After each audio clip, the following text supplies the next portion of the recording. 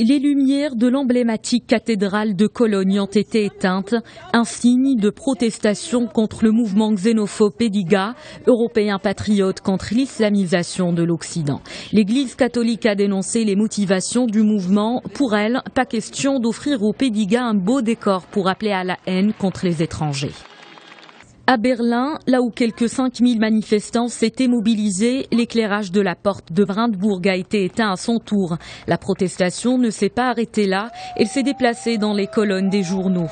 Un quotidien a publié une pétition de 50 personnalités disant non au Pediga, parmi elles 7 ministres de l'actuel gouvernement.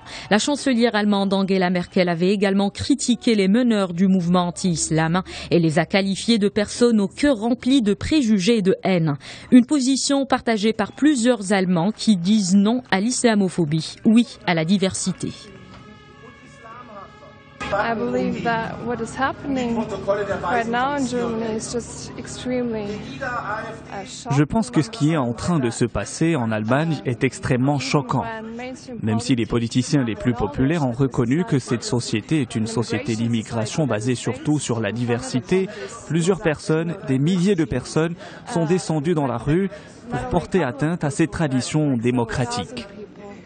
Make it out on the streets, abuse the democratic tradition. Les citoyens qui ont rejoint le mouvement Pediga sont ceux qui n'ont pas un accès adéquat à l'information. Ils reçoivent des messages mauvais et incorrects des médias et ignorent l'origine du problème. C'est justement à quoi font face la société et le gouvernement. Nous devons leur venir en aide. Nous ne devons pas les laisser manipuler par des personnes qui ont des objectifs différents des nôtres. À Dresde, la capitale de la Saxe, près de 18 000 manifestants pro-Pediga ont participé à une marche anti-immigration, un record depuis que ce mouvement a vu le jour en octobre dernier. Pas loin d'ici, quelques 3 000 contre-manifestants se sont rassemblés à l'initiative du collectif d'associations Dresde pour tous, pour appeler à la tolérance.